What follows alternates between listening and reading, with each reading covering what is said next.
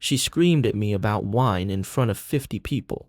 That was the moment I stopped pretending our marriage was real. 8 months later, I left divorce papers under her Peloton water bottle and drove 3,000 miles to start over. She remarried in 6 months, posted it all over Instagram. Perfect venue, perfect dress, perfect lies. Then one toast at her vineyard wedding destroyed everything. And when she called me, hysterical and desperate, I was on a mountain in North Carolina, finally breathing. My name is Marcus Webb. I am 52 years old, and 10 months ago I did something most men my age only fantasize about during their morning commute through Seattle traffic. I divorced my wife of 26 years, restructured everything I owned, and moved to Asheville, North Carolina. No screaming match, no dramatic confrontation. Just papers on the kitchen island, my grandfather's drafting tools in a backpack, and a note that said everything she needed to know. I was done being a prop in someone else's performance. The panic attack hit me during my daughter's engagement party. We were hosting at our house in Bellevue, the kind of house that gets featured in Seattle magazine. Floor-to-ceiling windows overlooking Lake Washington. Kitchen with Italian marble countertops that cost more than my first car. Everything curated, staged, perfect, just like Victoria wanted. I was standing in our living room holding a bottle of wine I had chosen that morning. A perfectly good Pinot Noir from a small Oregon vineyard. $35, decent reviews. I thought it would be fine for toasting our daughter's engagement. Victoria saw the bottle and her face changed. That particular expression I had learned to recognize over 26 years. The tightening around her eyes. The way her smile became sharp instead of worn. She walked over, took the bottle from my hands, held it up like evidence in a trial. Marcus. Her voice was loud enough for the guests near us to hear. This is a $30 wine for Sophia's engagement party. What were you thinking? I felt my chest tight. It's a good wine. I read the reviews. It's pedestrian. She set the bottle down on the counter with a sharp sound. We have 100 people here, tech executives, Sophia's colleagues. My clients, and you chose this. My daughter Sophia appeared beside me. 29 years old, environmental lawyer, sharp as broken glass. Mom, it's fine. Nobody cares about the wine. Victoria ignored her. She was looking at me with that expression I had seen 1,000 times. Disappointment mixed with contempt. This is exactly your problem, Marcus. You don't understand presentation. You never have. Everything has to be elevated. Everything has to match the standard we have set. The tightness in my chest became pressure. Real physical pressure, like someone was standing on my ribs. I need some air, I said. I walked out onto the deck. The October evening was cool. Lake Washington stretched out below, dark water reflecting city lights. I gripped the railing and tried to breathe. The pressure in my chest intensified. My left arm tingled. For a moment, I genuinely thought I might be having a heart attack. Sophia came out behind me. Dad, are you okay? I am fine. But my voice sounded wrong, thin and distant.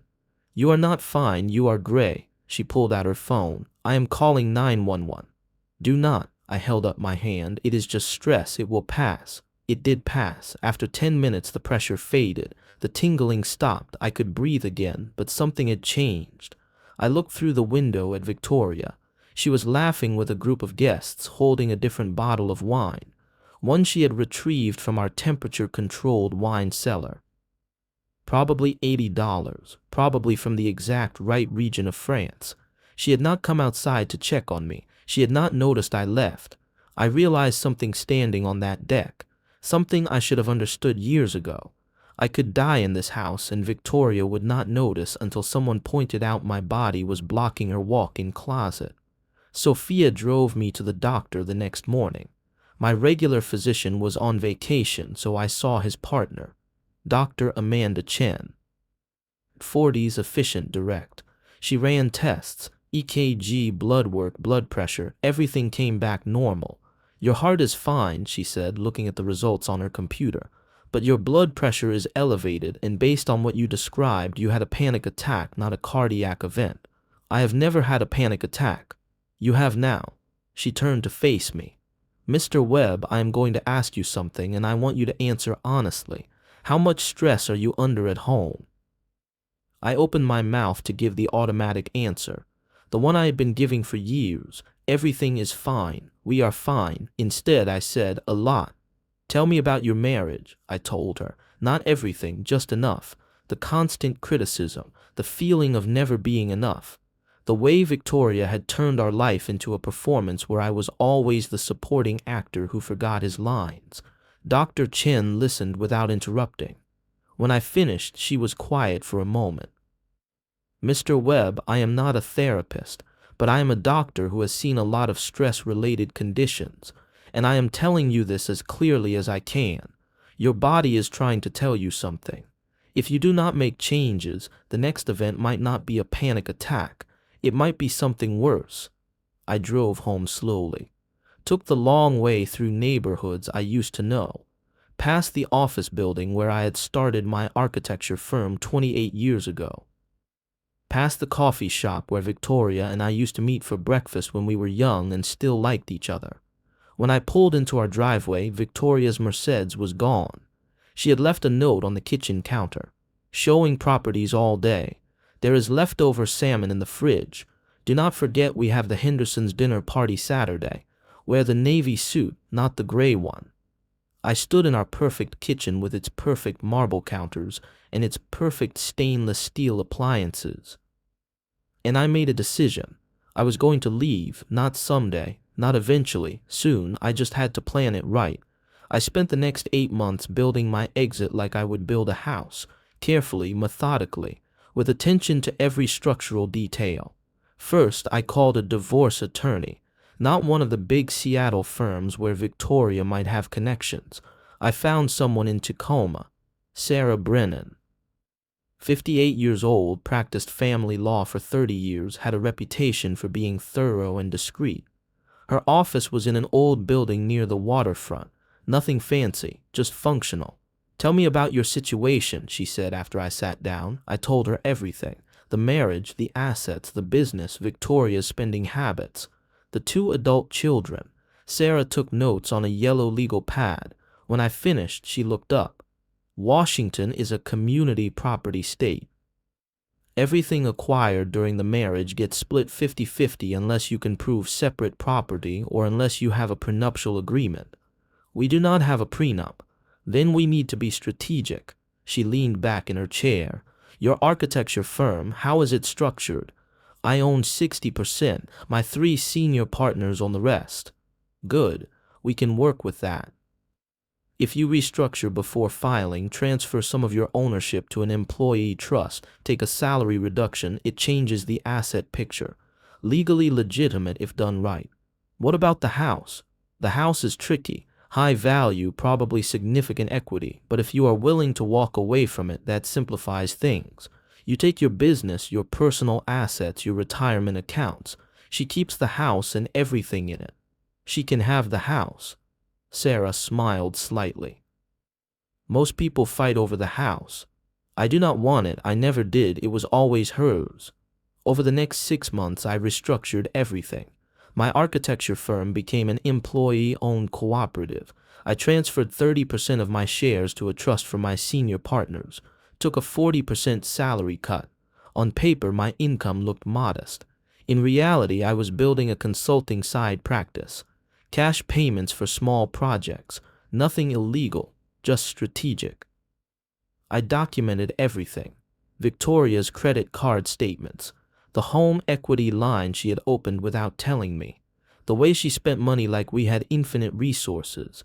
I also started noticing things I had ignored for years, like the way she texted constantly during dinner, always smiling at her phone, always angling the screen away when I walked past. One night in March, I was working late in my home office. Victoria thought I was at a client meeting. I came home early and heard her voice from the bedroom, laughing, the kind of laugh she used to have when we first met, light and genuine. I stood in the hallway and listened. I know, it is complicated, but not for much longer.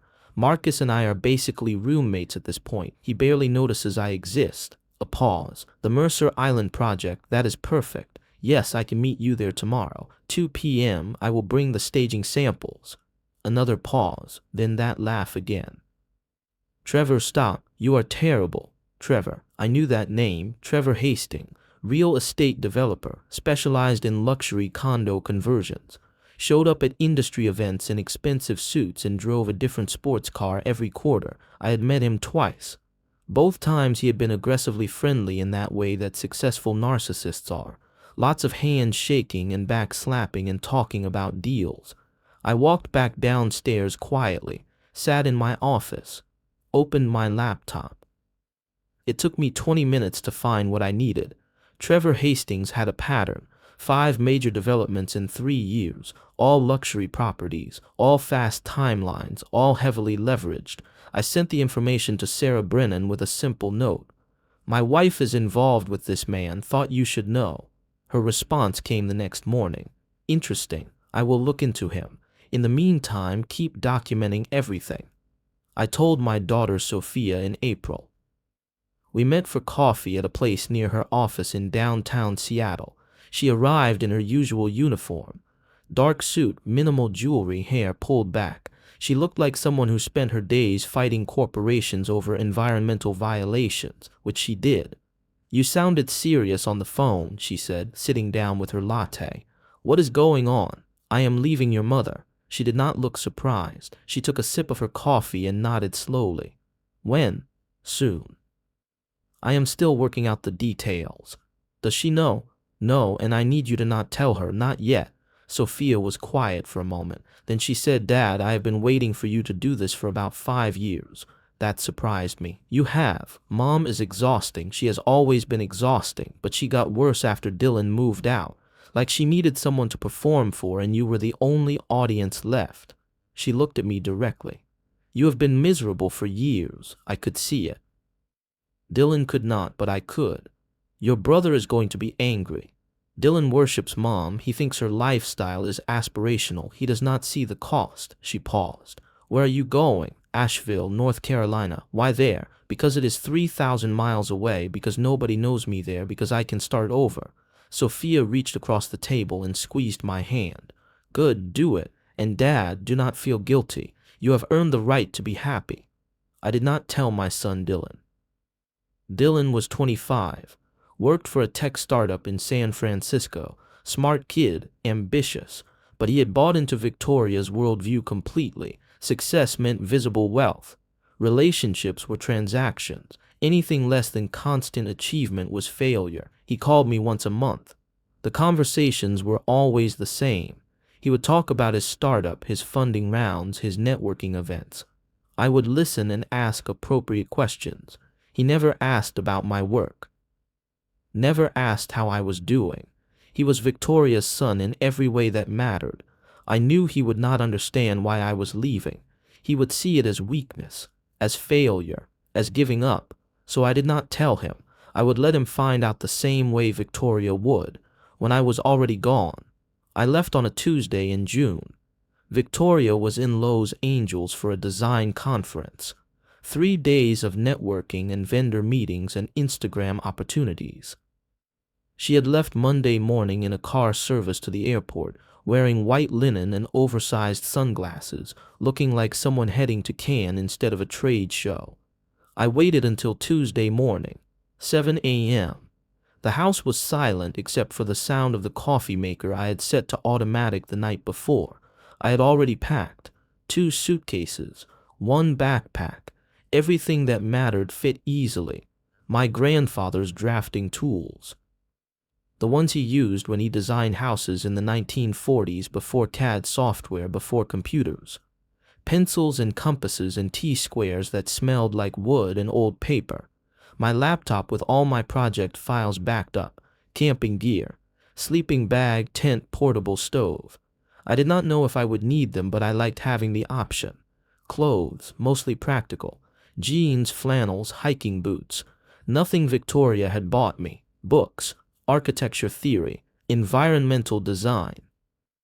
1 novel Sophia had given me for Christmas that I had never read. That was it. 26 years of marriage reduced to 2 suitcases and a backpack.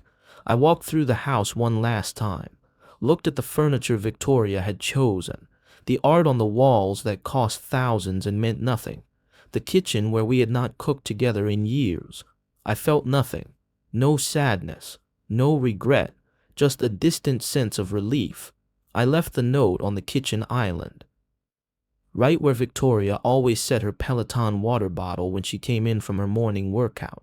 She would see it immediately. The note was simple. Victoria, I am choosing to live. The house, the image, the performance, it is all yours. I have been your set piece for too long. I am done. The divorce papers are with your attorney. Everything is explained there. Do not try to contact me. There is nothing left to say. Marcus. I left my house keys on top of the note, my wedding ring beside them. Then I walked out to my truck, a 10-year-old Ford F-150. Victoria had always hated it, said it made us look like we could not afford better. I had kept it anyway, one small rebellion. I put my bags in the back, got in, started the engine, and I drove away. I did not take the interstate. I took Highway 2 through the Cascades, through small towns with names like Leavenworth and Wenatchee, past mountains and rivers and forests that looked like they belonged in a different century. I stopped for lunch in Spokane, sat in a diner that smelled like coffee and bacon grease, ordered a burger and fries, ate slowly. My phone vibrated constantly, text messages, voicemails, all from Victoria's number. I did not read them, did not listen. I turned my phone off and left it in my glove compartment. I drove for 3 days, through Montana, where the sky was bigger than anything I had ever seen, through South Dakota, where the land stretched flat and endless, through Iowa and Illinois and Indiana. I stopped at cheap motels, the kind with exterior doors and vending machines and cable TV that only got 20 channels. I slept better than I had in years. On the 3rd day, I crossed into North Carolina. The landscape changed. Hills became mountains. Pine trees gave way to hardwoods. The air smelled different, humid and green. I reached Asheville on a Thursday afternoon, 2:47 p.m. The city was smaller than Seattle, nestled in a valley surrounded by the Blue Ridge Mountains. Old brick buildings mixed with new construction, art galleries and breweries and coffee shops. I drove through downtown slowly, past Pack Square, past the Grove Arcade, past neighborhoods with names like Montford and West Asheville. I found a motel on Tunnel Road, nothing special, $49 a night, but it was clean and quiet, and the woman at the front desk did not ask questions. I checked in, carried my bags to room 112, sat on the bed and looked around. White walls, floral bedspread, TV bolted to the dresser, window overlooking the parking lot. It was perfect. I turned my phone back on. 83 text messages, 21 voicemails, all from Victoria. I deleted them without reading or listening. Then I called Sophia. She answered on the 2nd ring. Dad, thank God, are you okay? I am fine. I am in Asheville. Mom is losing her mind. She has been calling me every hour, demanding to know where you are, what you are thinking. She is threatening to file a missing persons report. Let her. I am not missing. I left. I know. I am proud of you. She paused. Dylan called too. He is angry, said you abandoned the family, said you are having a midlife crisis. Maybe I am, but it is my crisis to have. Sophia laughed. Fair enough. What are you going to do now? I do not know yet. Find a place to live. Figure out what comes next. You sound different. I feel different. We talked for another 20 minutes. She told me about her work, about her fiancé, about her life, normal things, the kind of conversation we used to have before everything became complicated. When we hung up, I walked outside. The sun was setting behind the mountains. The sky was orange and pink and purple. I stood in the motel parking lot and breathed. For the first time in 26 years, I was not suffocating. I found an apartment in the River Arts District after 2 weeks of searching. The neighborhood was industrial. Old warehouses converted into artist studios. Galleries on the first floors, living spaces above. The streets smelled like paint and coffee and the French Broad River that ran alongside everything. My apartment was small, studio space, one room with a kitchen alcove and a bathroom, exposed brick walls, high ceilings with old wooden beams. windows that looked out over the river. It cost $800 a month. In Seattle, the same space would have been $3,000. I bought furniture from thrift stores, a bed frame, a desk, a chair, dishes from Goodwill, everything mismatched and functional. Victoria would have been horrified. I loved it. I started volunteering with Habitat for Humanity in July. The local chapter was building a house in West Asheville, a small 2-bedroom for a single mother and her daughter. Simple design, efficient layout. The kind of project I had not worked on in years. I showed up on a Saturday morning, 7:30 a.m. The site supervisor was a woman named Carol, mid-60s, gray hair in a braid, wearing a tool belt like she had been born with it. "You know how to frame?" she asked. "I am an architect. I know the theory," she smiled. "Theory is great. Let me show you the practice." I spent 8 hours that day learning how to use a nail gun, how to read a level, how to cut studs to exact measurements. My hands got sore, my back ached. I went home exhausted and covered in sawdust. It was the best day I had had in years. I met Alina in August. I was walking through downtown, exploring, learning the city. I passed a bookstore on Lexington Avenue, small place, narrow storefront with a hand-painted sign that said Malaprops Books and Coffee. I went inside. The space was packed, floor-to-ceiling shelves, books stacked on every surface, a coffee counter in the back that smelled like espresso and cinnamon. I was browsing the architecture section when someone spoke behind me. "You are new here," I turned. A woman was standing there, late 40s, dark hair pulled back, brown eyes, wearing jeans and a simple blue shirt. She was holding a stack of books against her chest. "How can you tell?" I asked. "Because I know everyone who comes in here and I have never seen you," she smiled. "I am Alina. I own this place." "Marcus, I just moved here from Seattle." "Seattle, long way to come for books." I set her stack down on a nearby table. "What brought you to Asheville?" "I needed a change." "Running from something or running to something?" The question was direct, not intrusive, just honest. "Both," I said. She nodded like that made perfect sense. "Well, welcome. If you need book recommendations, I am good at that. If you need coffee recommendations, I am even better." Alina and I started having coffee together. Not dates, just conversations. We would meet at her bookstore after she closed, sit in the back room with espresso and talk about everything and nothing. She told me about her life. She had moved to Asheville 12 years ago from California. Her husband had died 4 years ago, hiking accident in the mountains. He had been 49, healthy, just a wrong step on a wet trail. "Everyone told me to sell the bookstore," she said one evening.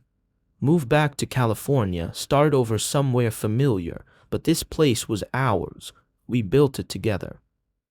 I was not ready to let it go. "Do you regret staying?" "No, this city saved me, the people here, the community, they let me grieve without trying to fix me." She looked at me.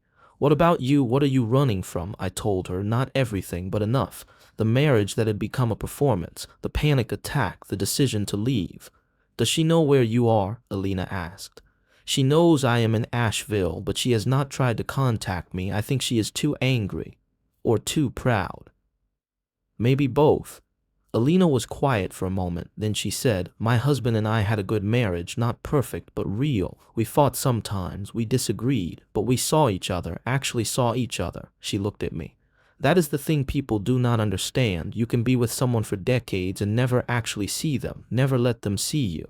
Victoria and I stopped seeing each other years ago. We just did not admit it." "Well, you admitted it now. That takes courage." I started painting in September. Not well. I had no training, no natural talent, but Alina suggested I take a class at the Community Arts Center, watercolors for beginners, Tuesday evenings, 7 p.m. to 9 p.m. The instructor was a retired art teacher named Margaret, 70 years old, patient and encouraging in the way only someone who has taught for 40 years can be. "Do not worry about making it perfect," she said during the first class. "Just worry about making it honest." I painted landscapes, mountains and rivers and trees. They looked like a child had made them, clumsy and unrefined. I did not care. There was something meditative about it, the way the brush moved across paper, The way colors blended and separated. The way I could lose myself in the process and forget about everything else.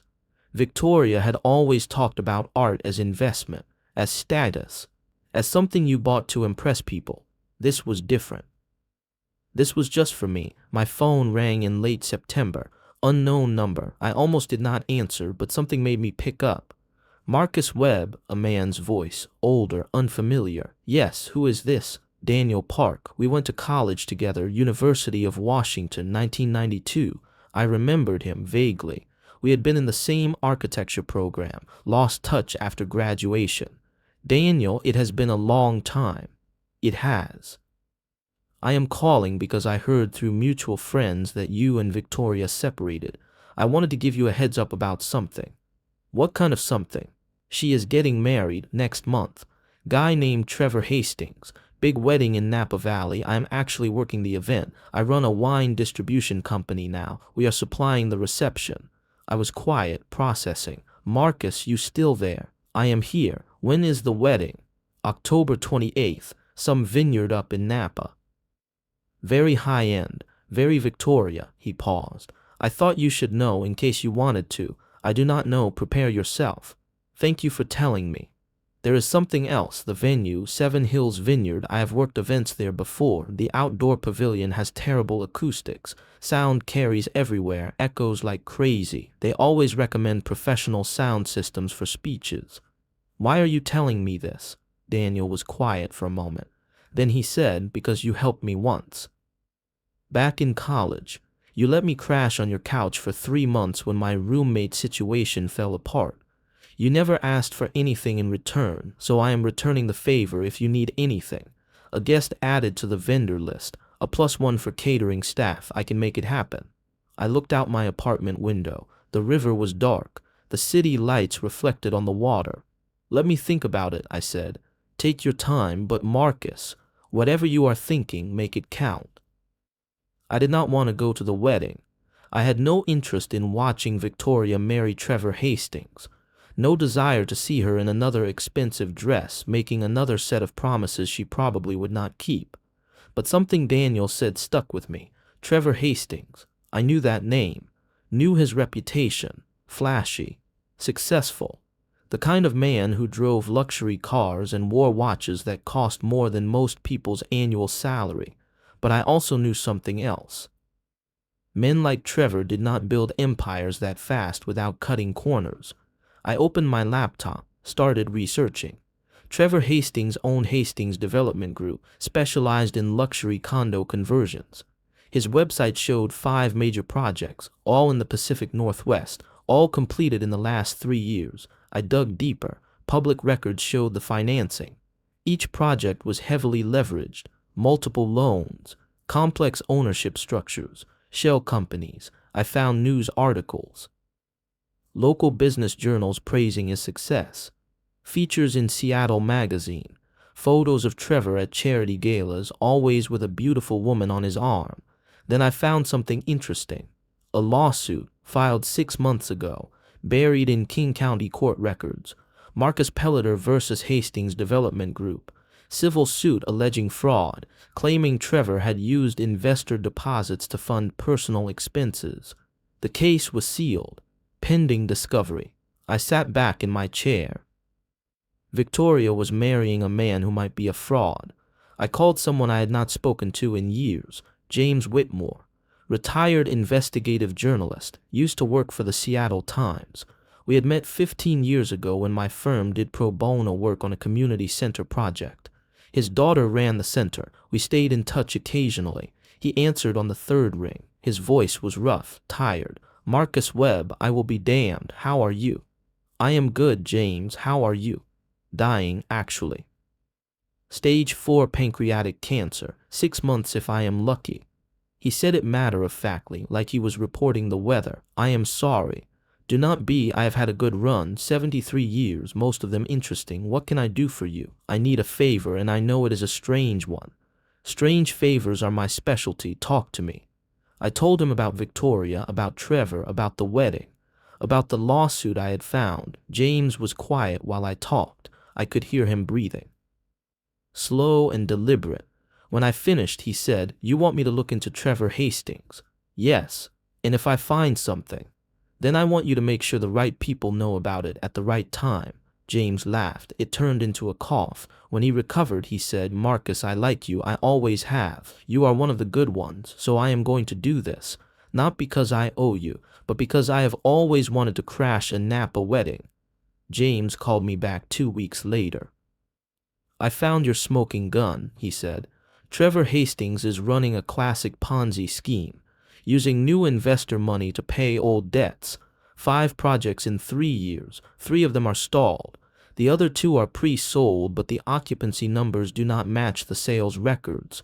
"How bad is it?" "Bad. He is leveraged to the breaking point.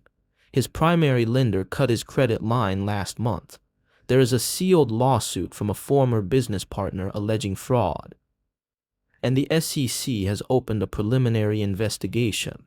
"When does it collapse?" "Soon. 60 days, maybe 90. The lawsuit is going public in 2 weeks. Once that happens, everything unravels." I was quiet, thinking. "Marcus, I have to ask, why do you care? You are divorced. You moved on. Why does it matter if Victoria marries a fraud?" "Because my son is going to be at that wedding, standing up as a groomsman. And if Trevor goes down publicly, it splashes on everyone associated with him. Dylan works in finance. His bank will not appreciate their junior analyst being connected to a fraud case. So you want to protect your son. I want to give him information. What he does with it is up to him." James was quiet for a moment. Then he said, "I can be at that wedding. Your friend Daniel already added me to the vendor list. Clark Witherby +1, old family friend. I will blend right in." "What are you going to do?" "I am going to give a toast, a very informative toast, and I am going to make sure everyone hears it." I called Sophia the next day. "Dad, I was just about to call you. Did you hear about Mom's wedding?" "I heard. Daniel Park told me." "It is insane. She has been posting about it constantly. The venue, the dress, the guest list. Dylan is standing up as a groomsman. Trevor specifically asked him." "I know. That is why I am calling. I need you to do something for me." "What?" "Go to the wedding." Sophia was silent for a moment. "You want me to go? I already sent my regrets." "I know, but I need you there. I need you to watch what happens, and I need you to be there for your brother when things fall apart." "What is going to happen?" "The truth is going to come out about Trevor, about his business, about everything, and it is going to be public and messy. Dylan is going to need you." "Dad, what did you do?" "I did not do anything. I just made sure the right information would be in the right place at the right time." Sophia laughed, sharp and surprised. "You are terrifying sometimes, you know that. I learned from the best corporate attorneys. Will you go?" "Yes, I will go, and Dad, I will record everything." October 28th arrived. I woke up in my Asheville apartment at 6:30 a.m., made coffee, sat on my small balcony overlooking the river. 3,000 miles away, Victoria was getting married. I felt nothing, no jealousy, no anger, just a distant curiosity about how it would all unfold. My phone vibrated, text from Sophia. "Arrived at the venue. This place is insane. Mom looks nervous. Trevor looks smug. Dylan is in full groomsman mode. I will keep you updated." I texted back. "Be safe. Watch out for your brother." The ceremony started at 3 p.m. Pacific time, 6 p.m. my time. I was having dinner with Alina at a small restaurant downtown. Farm to table place. Quiet and warm. My phone was on the table, face down, but I could feel it vibrating. Messages coming in. Alina noticed. "You keep checking your phone. Everything okay? My ex-wife is getting married today. My daughter is there. She is sending updates. Do you want to look?" "Not yet." We finished dinner, walked back to my apartment. Alina came up. We sat on the balcony with wine. At 7:15 p.m. my time, my phone rang. "Sophia," I answered. "Hey, Dad." Her voice was tight, urgent. "You need to hear this. I am recording. The toast just started." She must have held her phone up because suddenly I could hear everything. The sound of a crowd, glasses clinking, someone speaking through a microphone. Jason's voice came through clearly. "Trevor Hastings is the kind of man we should all aspire to be. He has built an empire through vision and determination. He treats my mother like a queen. He has shown me what real success looks like. To Trevor and Catherine. May your future be as bright as your past is forgotten. The crowd applauded. I felt a tightness in my chest, not panic, just sadness. My son, 25 years old, praising a fraud, dismissing me as the past that should be forgotten. Then another voice came through, older, measured, carrying authority, James Whitmore. Good evening, everyone. My name is James Whitmore. Some of you might know my work from the Seattle Times investigative desk. I am retired now, but old habits die hard. The crowd noise changed. Became uncertain. James continued. Victoria, you look absolutely radiant. Trevor, you have clearly made quite an impression. And Dylan, that was a beautiful speech about empire building. A pause. So let us talk about empires. Real ones are built on solid foundations, permits, financing, actual construction. Trevor's empire, well, I spent the last 2 months looking into it. The crowd went quiet. 5 luxury developments in 3 years. Impressive. Except 3 of them are stalled due to financing issues. The other 2, pre-sold units that do not match occupancy records, and there is a lawsuit, currently sealed, alleging investor fraud. I could hear gasps, movement, phones coming out. Trevor has been using new investor money to pay old debts, classic Ponzi structure. His primary lender cut his credit line last month. The SEC has opened a preliminary investigation. Someone shouted. I could not make out the words. James kept going. His voice was calm, professional. But here is my favorite part. Victoria, did you know the engagement ring you are wearing was purchased with a cash advance from an account funded by investor deposits? Technically, you are wearing stolen money. The line erupted, voices overlapping, chaos. James's final words came through clearly. To the happy couple, may your forever be as solid as Trevor's financial statements, which is to say, completely fictional. Then the line went dead. Lena was staring at me. What just happened? Justice, I said quietly. My phone rang again. Unknown number. I answered. You son of a bitch, Victoria's voice, shaking with rage. You had someone crash my wedding. You set this up. You planted that man. I have no idea what you are talking about. I am in North Carolina. Do not lie to me. That speech, those questions, that was you. Was it? Or was it just someone asking questions that should have been asked months ago? She was breathing hard. I could picture her, standing somewhere in her expensive dress. Makeup perfect, world falling apart. You are a coward, Marcus. You always were, could not face me yourself, so you sent some hired gun to ruin my day. Your day is not ruined because of me, Victoria. It is ruined because you built it on sand and called it bedrock. I hate you. I know, but that is not my problem anymore. I kept my voice calm. Go back to your wedding. Smile for the cameras. Do what you do best. Perform. Trevor will what? Defend you. Explain those questions away. I paused. Victoria, the man cannot even explain his own financials. Good luck explaining your choices. She made a sound, halfway between a sob and a scream. Then the line went dead. Alina was still staring at me. Marcus, what did you just do? I did not do anything. I just made sure the truth came out. At her wedding, in front of 200 people, with perfect acoustics. Alina started laughing. She could not help it. That is the most ruthless thing I have ever heard. Is it? Because I think it is just consequences arriving on schedule. My phone vibrated. Text from Sophia. Dad, holy hell, Mom ran out. Trevor looks like he is going to have a stroke. Half the room is on their phones. The other half is pretending nothing happened. This is insane. Another text. Someone recorded the whole thing. It is already on TikTok. This is going viral. I showed Alina the messages. She shook her head. Your ex-wife is going to be famous for all the wrong reasons. She always wanted to be famous. We sat on the balcony for another hour, watching the river, drinking wine. My phone kept vibrating, messages, notifications. The internet was doing what the internet does, taking a moment of private chaos and making it public entertainment. I did not look, did not engage. I just sat with Alina, breathing, present. Do you feel guilty? She asked. Number should I? I do not know. You just destroyed your ex-wife's wedding. I did not destroy anything. I just made sure the truth was in the room. What happened after that was not my doing.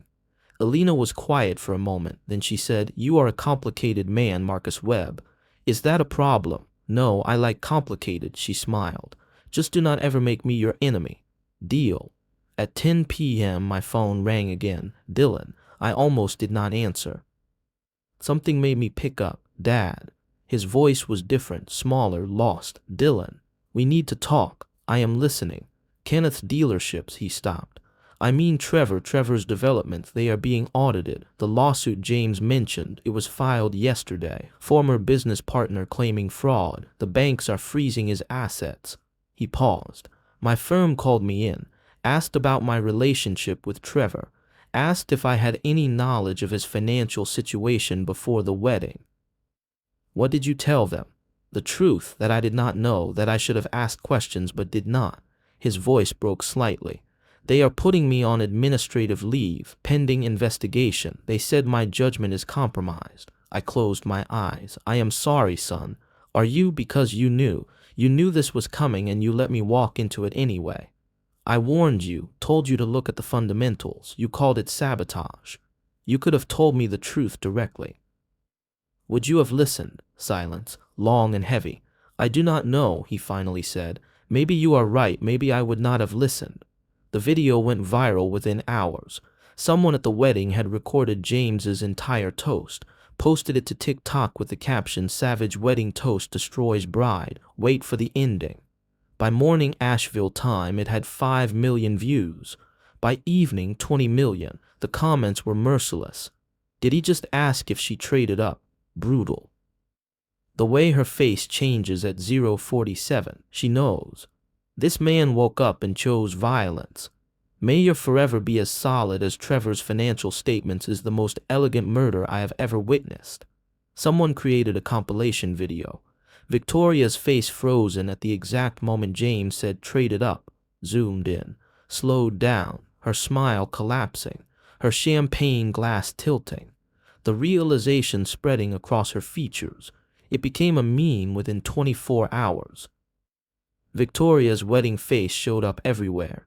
Reddit, Twitter, Instagram, people used it to illustrate regret, bad decisions, instant karma. There were comparison videos, before and after photos. Think pieces about wealthy people and their performative relationships. Sophia sent me links throughout the day. Dad, this is everywhere. Mom's name is trending. Her real estate firm is getting calls. Clients are asking questions. I scrolled through the content, felt nothing. No satisfaction, no guilt. Just the distant observation of consequences arriving on schedule. Dylan called again that evening. The video is everywhere, he said. His voice was flat, exhausted. Everyone has seen it, people at work, friends, everyone. They are all asking if that is my mom, if I knew the wedding was going to implode. I am sorry you are going through this. Are you? Because I was the groomsman praising Trevor. That is in the video too, me calling him my model of success. It is a clip now. This aged poorly compilations. It will pass. The internet moves fast. Will it? Because my career might not survive this. My judgment is publicly documented as terrible. Who is going to trust me with financial decisions when I could not see a fraud standing right in front of me? I wanted to tell him it would be okay, that he would recover. But Dylan was 25 and learning a hard truth.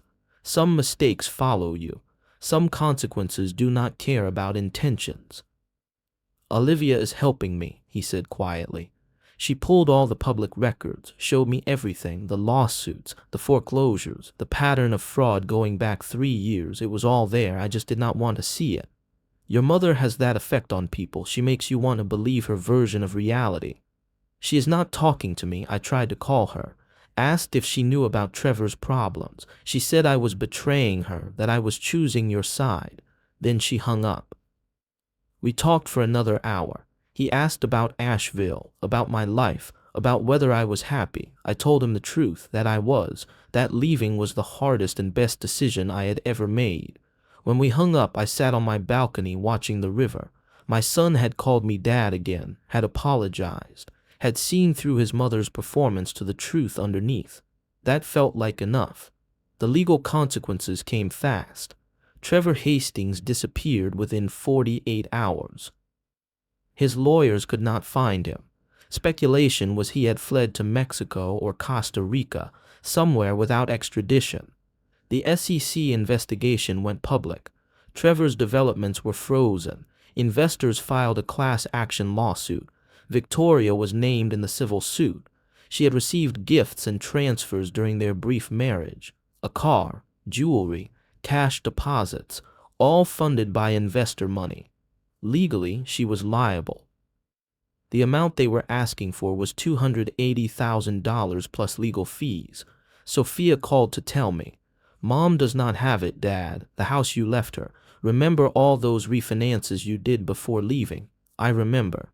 Turns out the house is worth less than what is owed. She cannot sell it without taking a loss. She cannot borrow against it. She is trapped. What about her real estate business?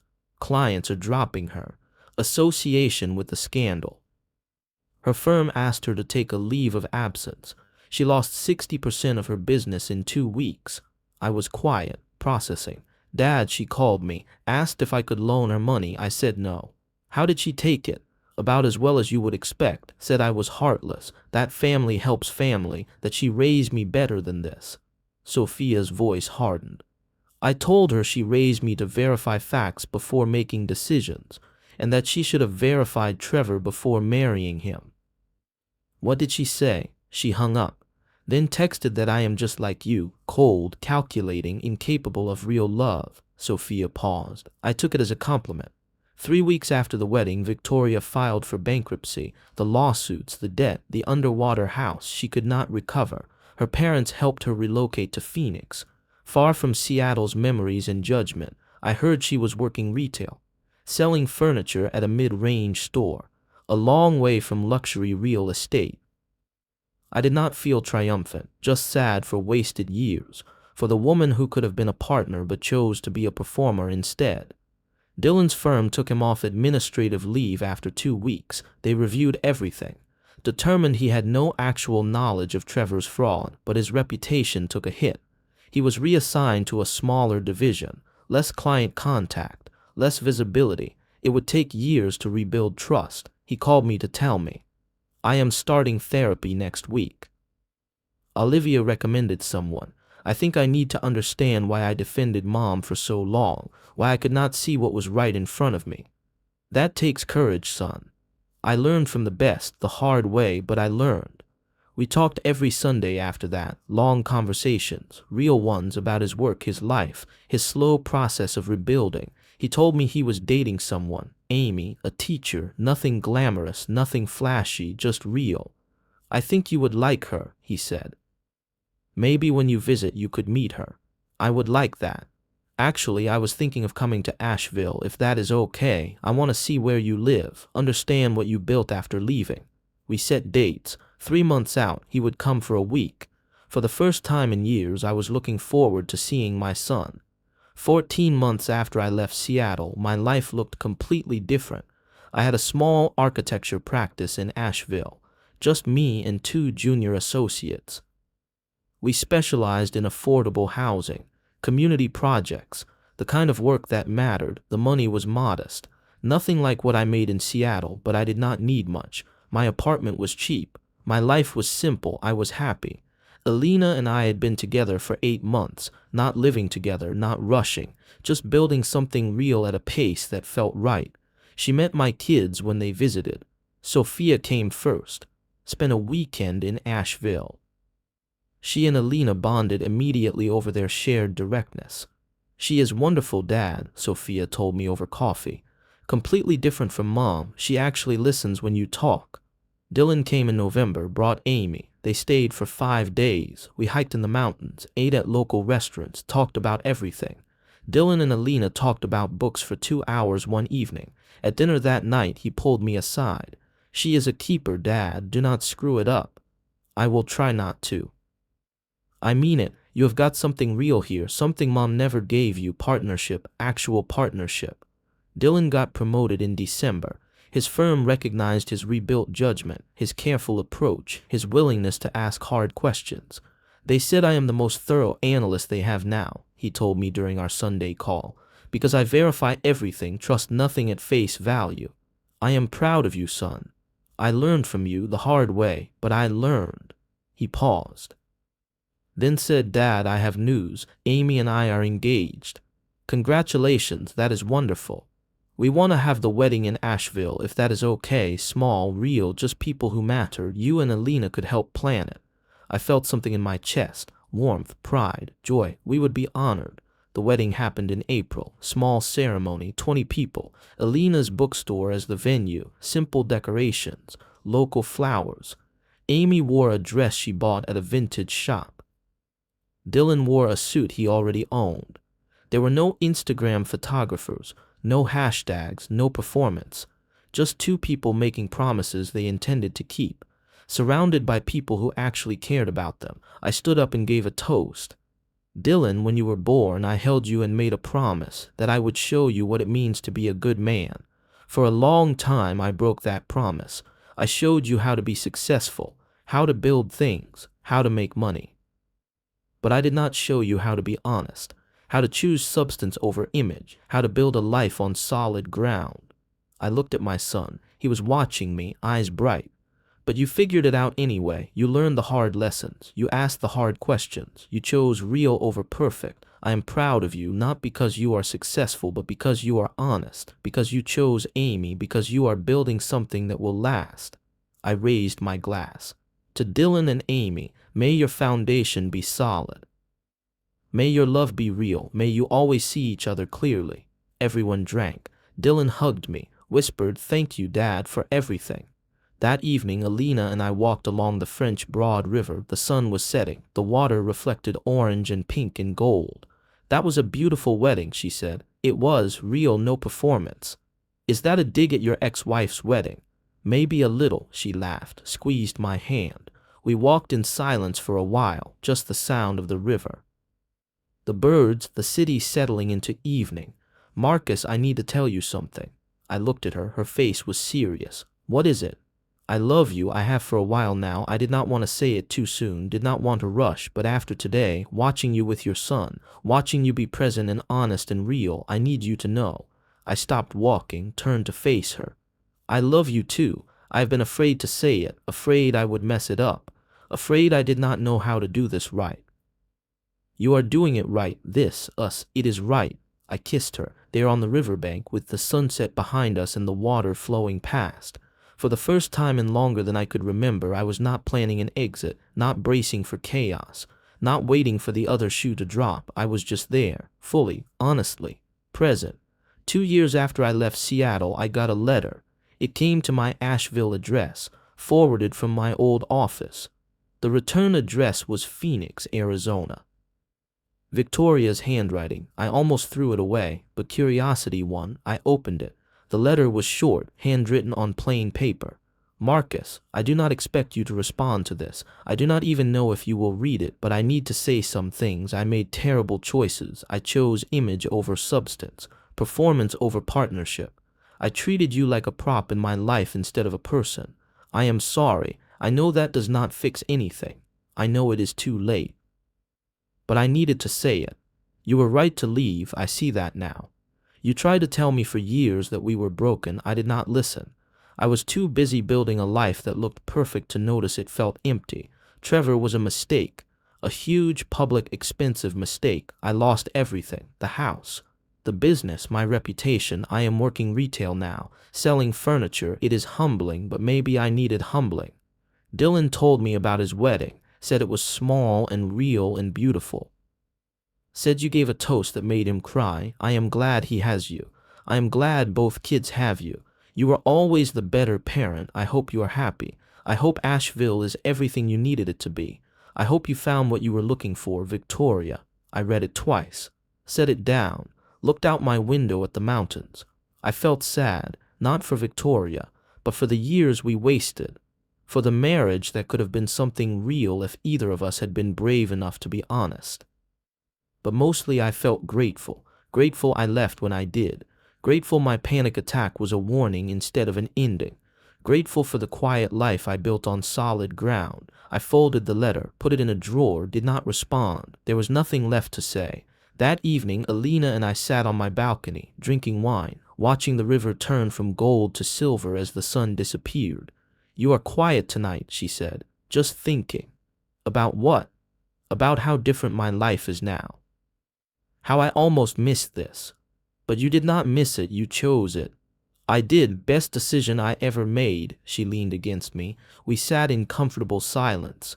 Ships passed on the river, heading for open water. The city settled into its evening rhythm. I was home, finally, completely home.